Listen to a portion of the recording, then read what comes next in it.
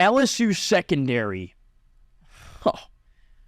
they got taken out to lunch. Like, this was one of the biggest question marks of the offseason. Who's cornerback 1? Who's cornerback 2? Whew. Like, it was a clear mismatch. Keon, Coleman, Johnny Wilson, they ate. Corners could not keep up. It was like the freshman corner getting pulled up to varsity in high school when you're in the playoffs and you need like a scout team corner. That's what it looked like.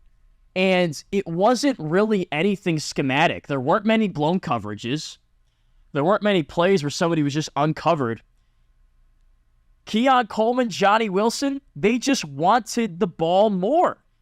Wilson didn't really have any jump ball plays, but there were plays where Travis was scrambling around, playing little backyard football. Wilson just kept on fighting to get open, find some open real estate, and catch a pass.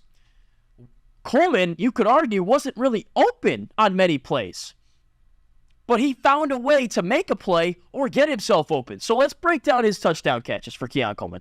9 receptions, 122 yards, 3 touchdowns. Hat trick for my boy. His first tutty, 41 yards, quick slant. That's all it was. It was bang, bang, bang, ball's right there. Zy Alexander, the corner, was in off coverage, missed the tackle. Safety comes up, missed tackle, and Coleman's got nothing but green grass in front of him. That cannot be that easy to do. A quick slant for maybe 8-10 yards going 41 for a touchdown because of 2 missed tackles. Can't happen. He just wanted to get to the end zone more than you wanted to tackle him. Talked about this on a previous segment. Keon Coleman one-on-one with Major Burns. He wanted the ball. He alerted Jordan Travis, hey, dude, I'm going to be open. I'm telling you, give me a chance. I'm coming down with the football. And he did come down with the football. Burns was in good position. Off coverage, had a good cushion, was right there, got his hand in there, was clawing for the football. Just didn't get it out. Coleman came down with it. That's his second touchdown. How about his third touchdown? May as well have had a cone out there covering him. Chestnut was in pretty good position. Played the route pretty well. I saw him pregame getting some good, footwork drills in, kind of preparing what he was going to see. Didn't help, though. Why? Because he's 5'11", and Keon Coleman's 6'4", and he's probably got a wingspan that goes beyond that because he had 2 yards of separation on Chestnut, and, it was as if he was on stilts, and I was just standing on the bare ground. And it's just unfair. It's when I play basketball in my driveway with my little brother who probably is this tall, and he thinks he can guard me in the post. That's what it was, essentially. And, this isn't stuff that only Florida State can do. Believe it or not, there's other 6'2", 6'3" wide receivers out there, and coincidentally, most of them play in the SEC. So if I'm any other coach that's playing LSU this year, you don't even really need to watch the film. You could just go on Twitter or X, and you'll see all these plays. Throw the ball up and let your tall, lanky receivers just make plays. Play some basketball out there, especially in the red zone, because clearly LSU can't keep up in the secondary. They're just not big enough. They're not strong enough. You can do whatever you want from a schematic standpoint. You can play cover 4. You're still not coming down with that football, and you're giving up touchdowns. Another thing on Coleman, before I get into some other stuff real quick, how did LSU not recruit this kid? I said he's from Opelousas, Louisiana. That's about an hour from here. I've become really good at saying that city name, by the way, because of Keon Coleman.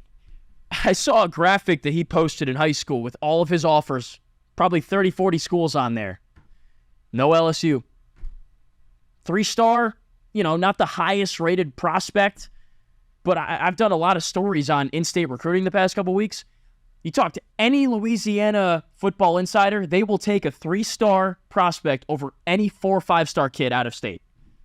They didn't recruit Keon Coleman. He went to Michigan State, balled out there against my Michigan Wolverines. Now he's balling out against the LSU Tigers. Not playing for LSU, against LSU. And he may be the sole reason that the Seminoles won this game, in my opinion.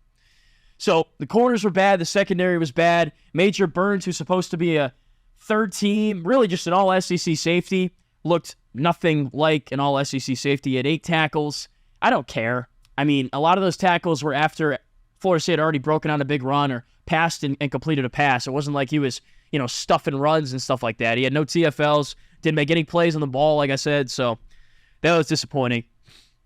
And then I talked about, there weren't many blown coverages, but there were at the end of the game. Jaheim Bell's first touchdown, the one that put Florida State up 38-17, was a play-action fake. Travis rolled out left. Again, I'd love to show this play, but I can't. And nobody picked up Bell. He just was wide open in the flat, kind of 10 yards downfield, wasn't touched.